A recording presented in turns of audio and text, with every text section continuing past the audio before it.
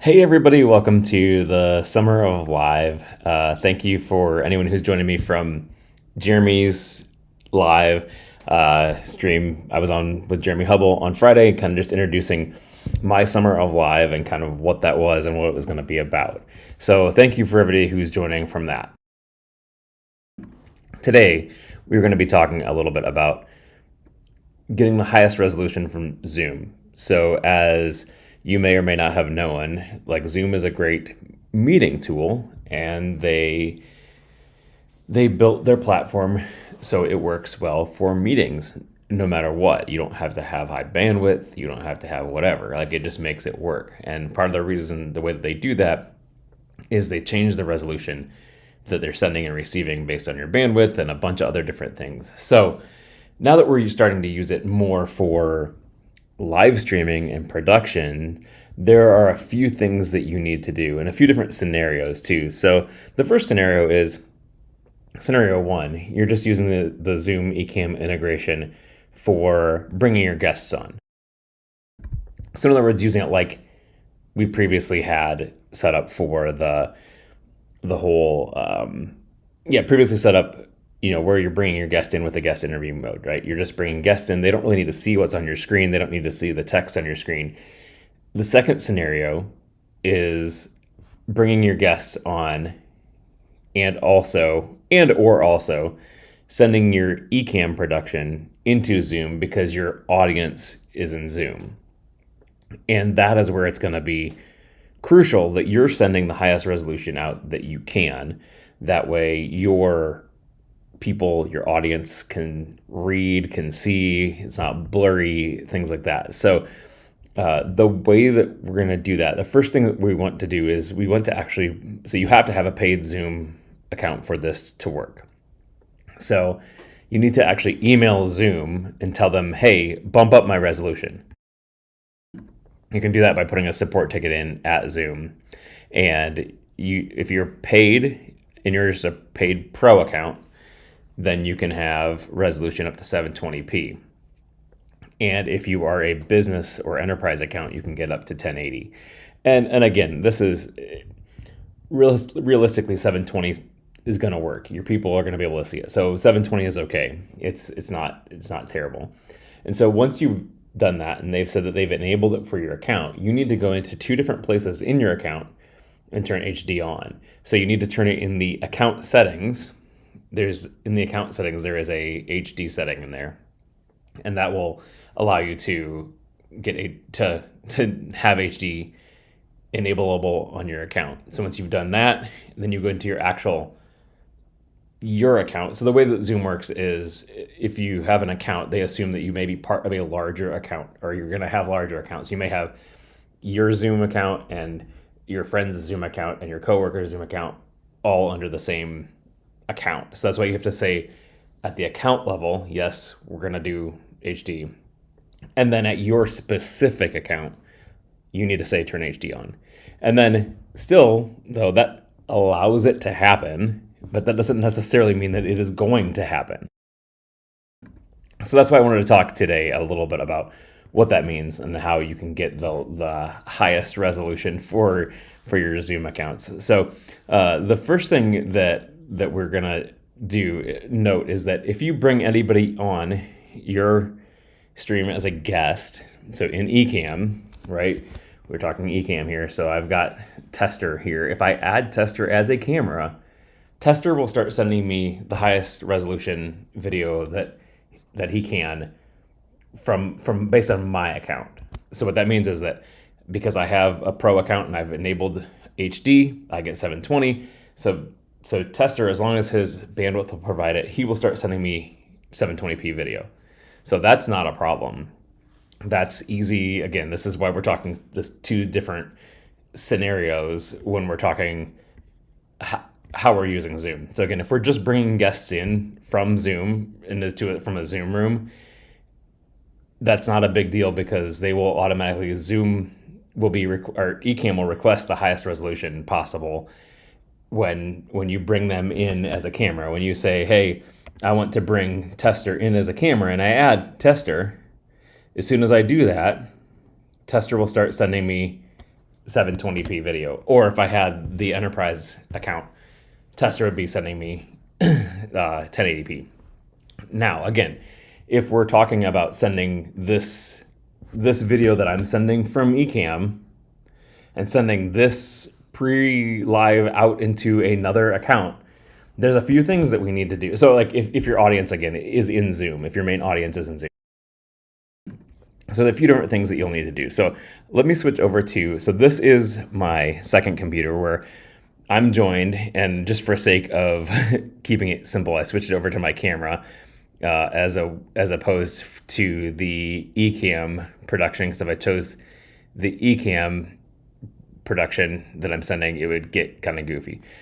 So the very first thing that you need to do is somebody that's joining your meeting. I would be viewing, instead of in gallery where you're seeing everybody, you're in speaker mode. And so what that does is that makes a larger resolution of the camera. And so then you also want to go full screen. So if you can tell one person in your video, one person in your call to go full screen, that's going to cause you, and in speaker mode, you to send your highest resolution video back to them. So I'm gonna go back to this screen here. So does that make sense? So as long as one of the people that are watching your video is set to gallery or speaker mode and they're in full screen, then that will cause Zoom to ask to send you the full resolution. And so you can actually see what Zoom is sending. If you're in Ecamm, you can click the three dots and say Zoom meeting settings, and then go down to statistics. And what you'll see in statistics is if you go over to video. Now, I'm sending. I'm not receiving any video because my test account is not sending any video to me at all. But as you can see here, because that other account on my other computer is full screen and in speaker mode, I'm sending 1280 by 720, which is 720p video. So you can always go in there and see what you're sending and what you're receiving. So that's a way to easily see what kind of resolution that you're seeing. And again, if you're sending that, that's going to look okay. So if for instance, if I go in and we go back into the what are we doing here? Into the video. Sorry, got too many windows open here. And then we go to, this is my, you can't really see any difference. Well, you can video quality, just the way it's set up right now. And for some reason, it looks like my capture card is maybe not working today for some reason. But that would end up being 720p video, which would be an okay amount to be able to read what you're seeing. So again, if you were to make sure that you have someone full screen and have them full screen and have them in speaker mode. Sorry, here you go. I have too many things in my brain at once. In speaker mode and full screen, then what you would see is that you're starting to send 720p video. So now if I go back, let's just take that for instance. If I go back into gallery mode, and then let's bring you into demo mode and show you the Zoom meeting settings, and I look at statistics now I'm only sending 640 by 360. So that video is not great. But again, that it caused Zoom to send a higher resolution of me as soon as I, in my Zoom meeting, went to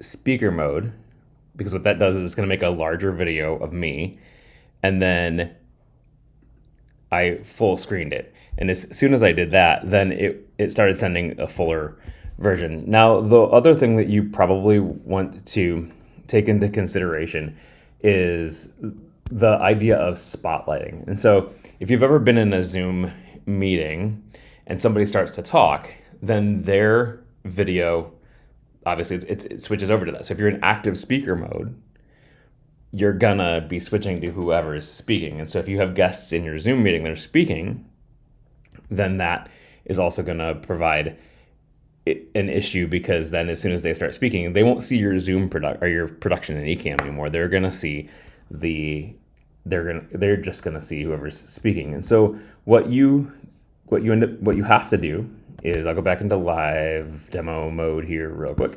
And what you have to do is you end up having to spotlight. And so what you do is you click on your video in your Zoom and you say, well, this is not going to work now since I only have one other person in the meeting. But if there's more than one person in the meeting, pinning is just for me. So if I pin it, that's just going to show me full screen. But if I do what's called spotlighting, which again, you can't see it because you have to have more than two people in a meeting.